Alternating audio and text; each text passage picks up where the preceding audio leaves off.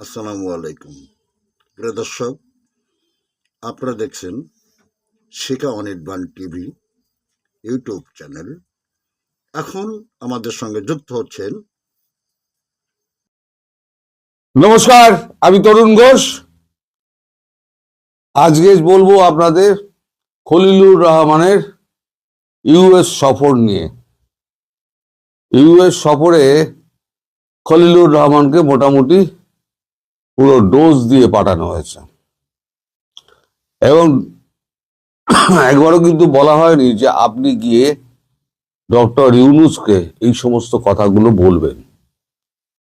যেন ডিফ্যাক্টো মানে প্রধান উপদেষ্টা যেন খলিলুর রহমান তাকে এমনভাবে ইউএস তাকে ট্রিট করছে। এখন প্রথমেই বলে দিই যে আমাদের ডক্টর ইউনূস অনেকগুলো লবিস্ট নিয়োগ করেছিলেন যে ইউএস এর কারোর সঙ্গে উনি বসবেন, কিন্তু কোনো লবিস্ট ফার্মই এই ব্যাপারে কাউকে সম্মত করতে পারেনি। কিন্তু খলিলুর রহমানকে তারা অ্যালাউ করেছে এবং তাদের যা বক্তব্য খলিলুর রহমানকে 7টি পয়েন্ট ধরে একদম পরিষ্কার বুঝিয়ে দেওয়া হয়েছে। তার আগের দিন জানেন আপনারা 36 পাতার একটা নোট দেওয়া হয়েছিল তাকে, যে আপনি এই নোটটা ভালো করে পড়ে নেবেন, পড়ে নিয়ে আপনার যা বক্তব্য সেই বক্তব্য আপনি বলবেন। সেই নোটটা দিয়েছিলেন জেমস গ্রিন, যিনি ইউএস সেনেট রিপ্রেজেন্টেটিভ। খলিলুর বলেছিলেন ইনি বেশ কড়া ধাঁচের মানুষ। এই নোটটা দেওয়ার পর কালকে যে আপনার মিটিংটা হয়েছে, সেই মিটিংটা হয়েছে খলিলুর রহমান তো ছিলেন, আজ ছিলেন পল Kapoor, Sergio Gor, Elson Hooker H, political secretary. না, এর সম্পর্কেই বলেছিলেন যে ইনি বেশ কড়া ধাঁচের মানুষ। এখন কি কি বলা হয়েছে পয়েন্টগুলো একটা একটা করে আমি বলে যাচ্ছি। সেটা হচ্ছে 1 নম্বর, ঢাকার যে আচরণ এবং ঢাকার যে ব্যবস্থাপনা, সরকার পরিচালনা, তাতে ইউএস প্রচন্ড ক্ষোভ প্রকাশ করছে এবং ইউএস এর জন্য ডক্টর ইউনূস এবং তার সরকারকে কখনো মার্জনা করবে না এবং তাকে উপযুক্ত তার বিরুদ্ধে ব্যবস্থা নেওয়া হবে। কি ব্যবস্থা সেটা কিন্তু পরিষ্কার করা হয়নি। নাম্বার 2, বারবার সংকেত দেওয়া সত্ত্বেও, আশ্বাস দিলেও কোনো রকম ব্যবস্থা নেওয়া হয়নি। কি ব্যবস্থা? দেশের শাসন ব্যবস্থাকে সুস্থির করা এবং কন্ট্রোলে আনা যে ব্যবস্থা, সেই ব্যবস্থা কিন্তু ডক্টর ইউনূস নেননি। এবার কেন নেননি সেগুলো কিন্তু পরের নোটে বলা হয়েছে। তারা বলেছেন যে চায়নার সঙ্গে আপনারা 3টে মেমোরান্ডাম অফ আন্ডারস্ট্যান্ডিং সই করেছেন। এ সম্পর্কে আমরা যখন জানতে চাই তখন আপনারা আমাদেরকে ভুল তথ্য দিয়েছেন, যেটা অমার্জনীয় অপরাধ। ইউএস কে ভুল তথ্য দেওয়া হচ্ছে অমার্জনীয় অপরাধ, যেটা ক্ষমাহীন চোখে দেখছে ওয়াশিংটন। এখন এখানে চায়না ঢাকা যে সম্পর্ক, সেই সম্পর্কটা এই 3টে চুক্তির মধ্যে একদম পরিষ্কার হয়ে গিয়েছে এবং চায়না ঢাকা সম্পর্কে কি কি বলছেন ওরা সেটাও আমি পরে আপনাদের বলছি। কি কি দিয়েছে আপনারা বলেছিলেন যে এগুলো আগের সরকার করে গেছিল, আপনারা কিছু করেননি। কিন্তু কথাটা সর্বৈব মিথ্যে। এই সমস্ত এমইউ আপনার সরকার করেছে এবং আমাদের হাতে তার সমস্ত তথ্য প্রমাণ আছে। ডক্টর ইউনূসের বিরুদ্ধে যখন আমরা ব্যবস্থা নেব, এই তথ্য প্রমাণগুলো তখন আমরা পেশ করব। তার মধ্যে কি আছে? স্ট্র্যাটেজিক্যাল কৌশল। স্ট্র্যাটেজিক্যাল কৌশল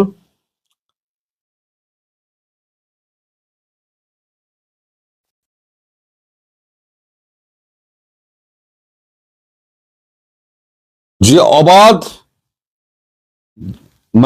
বিচরণের সুবিধা আপনারা করে দিয়েছেন এই স্ট্র্যাটেজিক্যাল কৌশলে, তার ফলে চায়না ওখানে স্বাধীনভাবে তার স্ট্র্যাটেজি সাজাচ্ছে, যেটা ভারত এবং ওয়াশিংটন কেউই সরল ভাষায় দেখছে না এবং কূটনৈতিক ভাষায় এটাকে বলে অমার্জনীয় অপরাধ। বেজিংকে 3টি সামরিক স্থাপনা, 3 নম্বর, বেজিংকে 3টি সামরিক স্থাপনা স্বয়ংক্রিয় যন্ত্রপাতি স্থাপনের জন্য চুক্তি করেছেন এবং সহযোগিতা করেছেন, যা ভারত এবং ওয়াশিংটনের ইন্দো প্যাসিফিক যে আপনার আছে, নীতি আছে, সেই নীতির পরিপন্থী। এ ব্যাপারে অবিলম্বে ব্যবস্থা নেওয়া উচিত। দিল্লি, ওয়াশিংটন দ্রুত এই জায়গা থেকে ঢাকা সরে আসুক, এটি চায়, এবং চায় মানে সেটা দৃঢ়ভাবে চায় বলে ব্যাখ্যা করা হয়েছে।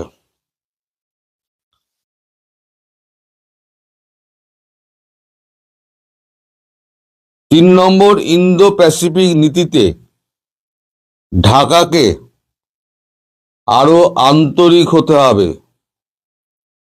ইউনূস এবং তার অংশীদাররা, এখানে অংশীদার বলতে ইউনূসের যে সংগঠনগুলো, জামাতি টামাতি সংগঠন, আপনার গতি সংসদের যে দল, হ্যাঁ, ন্যাশনাল ক্রিমিনাল পার্টি, এনসিপি, তারা এবং অন্যান্য যে সন্ত্রাসবাদী দল, তারা এইটার একদম অন্তরায় হয়ে দাঁড়াচ্ছে। এবং এই যে আমাদের যে নীতি আছে, ইন্দো প্যাসিফিক নীতি, সেই আপনাদের যে অংশীদারিত্ব, এই অংশীদারিত্ব অন্ধ, বধির এবং বিবেচনাহীন কাজ করে চলেছে, যার থেকে দ্রুত বেরিয়ে আসতে হবে। এবং এই ব্যাপারে একটা ডিপ্লোম্যাটিক নোট ঢাকাকে পাঠানো হয়েছে।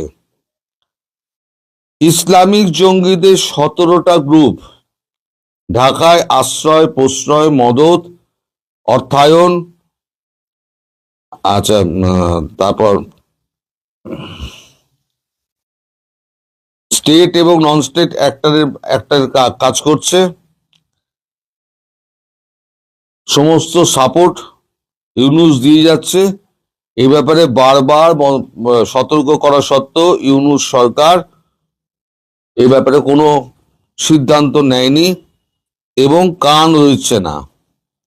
ঢাকার সরকার সার্বভৌমত্ব চীনের কাছে বহু আগেই হারিয়ে ফেলেছে। ঢাকার যে সার্বভৌমত্ব, বাংলাদেশের সার্বভৌমত্ব, সেটা বলছে ঢাকার সার্বভৌমত্ব অনেক আগেই চীনের কাছে হারিয়ে ফেলেছে। 5 নম্বর, এক অনিরাপদ দেশ বাংলাদেশ হয়ে উঠেছে, এক অনিরাপদ দেশ, শহর ত্রাসে পরিণত হয়েছে, যেখানে শান্তিপূর্ণ, ইনক্লুসিভ এবং সুষ্ঠু নির্বাচনের কোন রকম এও আপনার কি লিখেছে, মানদণ্ডে উপনীত হওয়া যায় না। অর্থাৎ বলছেন অনিরাপদ শহরে পরিণত হয়েছে, যেখানে শান্তিপূর্ণ এবং ইনক্লুসিভ সুষ্ঠু নির্বাচনের মানদণ্ডে উপনীত হওয়া যায় না। 6 নম্বর, মত প্রকাশের স্বাধীনতা, সংখ্যালঘু নির্যাতন, মব ভায়োলেন্স, বিচার বা বিভাগের স্বাধীনতা শূন্যের কোঠায় নেমে এসেছে, যা কোনো মতে বরদাস্ত করা হবে না। 16টি মানবাধিকার ইস্যু, 6 নম্বর পয়েন্ট, 16টি মানবাধিকার ইস্যু